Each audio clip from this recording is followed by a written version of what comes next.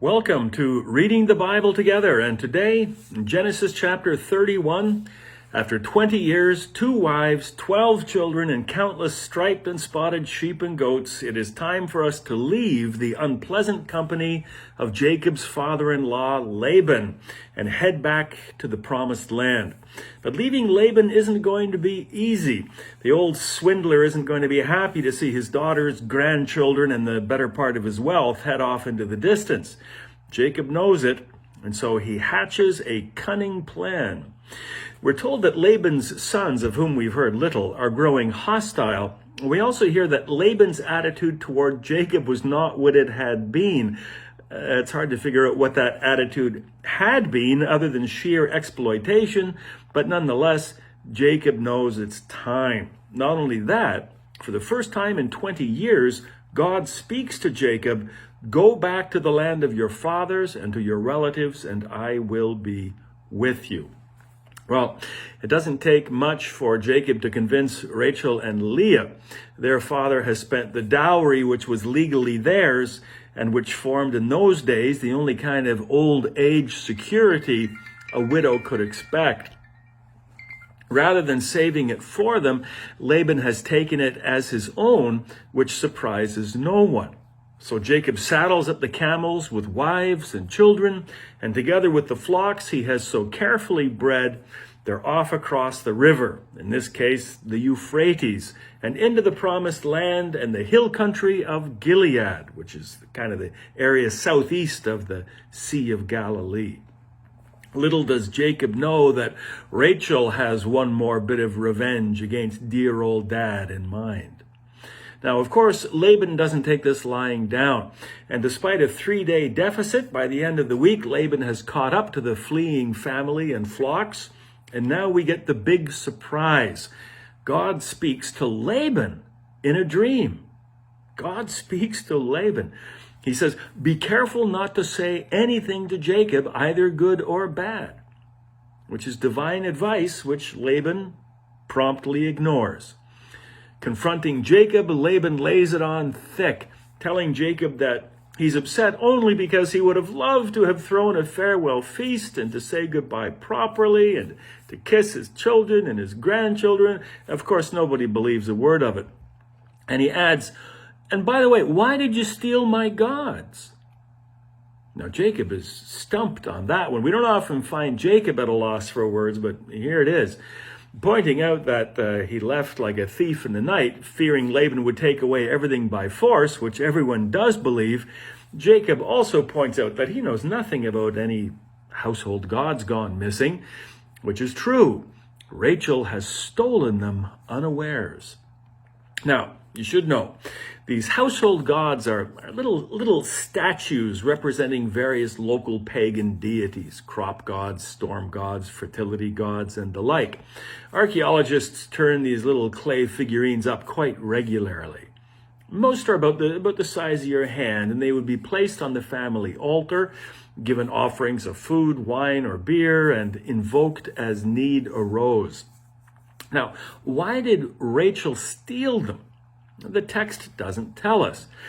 Perhaps as she had not had personal experience of the God of Abraham, Isaac, and Jacob, husband Jacob, recall that God had been silent here for 20 years. Perhaps she wanted the protection of these traditional idols for herself, making a journey into this unknown land. Perhaps she did it just out of spite to get one over on her father for having swindled her out of her dowry. Perhaps, and the ancient rabbis proposed this pious answer, perhaps she simply wanted to help her father leave idolatry and the worship of idols behind. So she stole them. Well, pick your favorite answer. In any case, Jacob is in the dark, and he invites Laban to search the camp, and Laban does. And while searching Rachel's tent, he finds her seated on her camel's saddle, which is what passed for comfy furniture while on the move, and she's hidden the idols under the saddle's cushions. And when her father wants to check, she tells him, "Oh, I'd love nothing more than to get up," but, she says it's her time of the month, and, well, Laban, wanting absolutely no part of this womanly business, flees the tent. Rachel, having learned from the best, finally turned the tables on this chief of cheats. There's a downside, though. Since Jacob knew nothing about this idle affair, he had earlier sworn to Laban that whoever had taken them would not live. Now, some of the ancient rabbis, among them our friends Nachmanides and Rashi, have speculated that this rashly made vow may be behind Rachel's early death. But that's for another chapter. For now, more speeches are made expressing mutual resentment, but nevertheless an agreement is worked out between Laban and Jacob to stay out of each other's way. Now, there are a couple of curious points which arise. Laban names the place of the covenant Jegar Sahadutha, which is Aramaic rather than Hebrew. Aramaic is kind of similar to but different than Hebrew. In the days of Jesus, some 1500 or years after this story, Aramaic is the more common language of the area, with Hebrew used mostly for religious events. Jacob makes his vow in Hebrew in the language of Abraham. So you've got Laban making the vow in Aramaic. You've got Jacob making the vow in Hebrew. And not only that, but secondly, Laban makes the vow not only in the name of the God of Abraham, but also the God of Nahor, who you may remember is Abraham's brother and Laban's grandfather. Now, we don't know anything about this particular line of worship, the God of Nahor, other than the family had brought that tradition with them from lower Mesopotamia.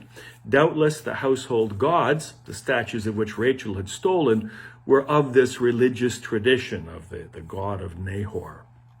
Of course, Jacob makes his vow in the name of the God of Abraham. And unusually, the text says, in the name of the fear of his father Isaac. The fear being the title for God, which is to say the God whom Isaac feared, which is to say the God whom Isaac worshipped and respected.